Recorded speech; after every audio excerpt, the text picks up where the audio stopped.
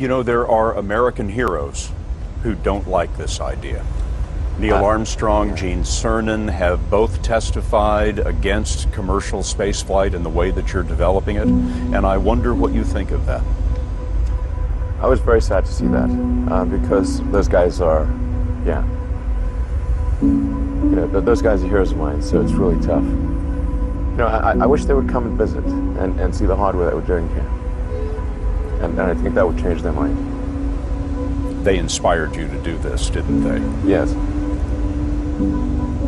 And to see them casting stones in your direction. It's difficult. Did you expect them to cheer you on? Certainly hoping they would. What are you trying to prove to them?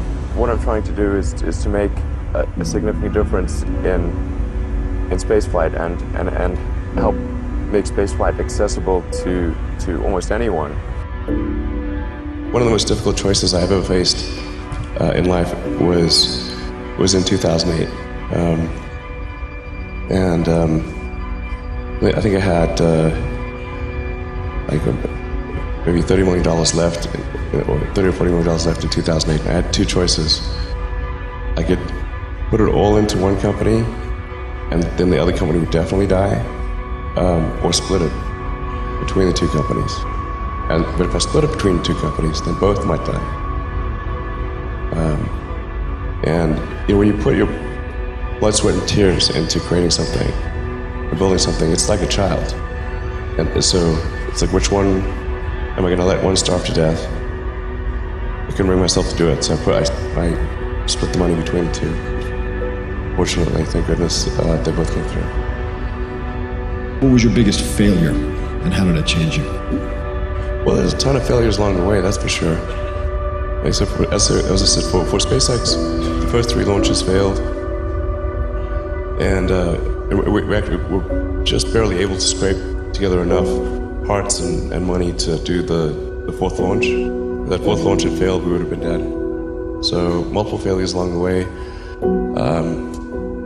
I tried very hard to get the right expertise in for SpaceX. I tried hard to find a great chief engineer for the rocket, but the good chief engineers wouldn't join, and the bad ones, well, there was no point in hiring them. So I ended up being chief engineer of the rocket. So if I could have found somebody better, then we would have maybe had less than 3 failures. That 3rd failure in a row, did you think, I need to pack this in? Never. Why not? I don't ever give up.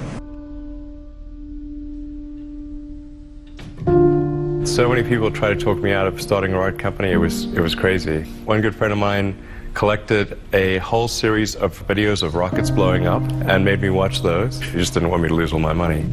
We're doing these things that seem unlikely to succeed, and we've been fortunate, and at least thus far they have succeeded.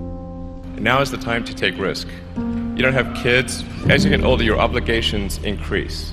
And once you have a family, you start taking risk not just for yourself, but for your family as well. It gets much harder to do things that might not work out. So now is the time to do that before you have those obligations. So I would encourage you to take risks now. Do something bold. You won't regret it. How did you figure you were going to start a car company and be successful at it? Well, I didn't really think Tesla would be successful. I thought we would most likely fail. But I thought that we at least could address the false perception that people had that an electric car had to be ugly and slow and boring like a golf cart. But you say you didn't expect the company to be successful, then why try? If something's important enough, you should try, even if the probable outcome is failure. Or how do you think about making a decision when everyone tells you this is a crazy idea? Or where do you get the internal strength to do that? Well, first of all, I'd say I actually think I feel fear quite strongly. So it's not as though I just have the absence of fear. I feel it quite strongly. But there are just times when something is important enough, you believe in it enough, that you do it in spite of the fear. I think about what technology solution is necessary in order to achieve the particular goal, and then try to make as much progress in that direction as possible. I think being a multi-planet species and being out there among the stars is important for the long-term survival of humanity. And that's one reason. But then the part that I find personally most motivating is that it creates a sense of adventure. And it makes people excited about the future. If you consider two futures, one where we are forever confined to Earth until eventually something terrible happens, or another future where we are out there on many planets, maybe even going beyond the solar system, I think that second version is incredibly exciting and inspiring, and there need to be reasons to get up in the morning. Life can't just be about solving problems. Otherwise, what's the point? There's got to be things that people find inspiring and make life worth living. When my brother and I were starting our first company, instead of getting an apartment, we just rented a small office and we slept on the couch. And we showered at the YMCA, and we're so hot up we had one computer, so the website was up during the day, and I was coding at night, 7 days a week, all the time. And I sort of briefly had a girlfriend in that period, and in order to be with me, she had to sleep in the office. So work hard,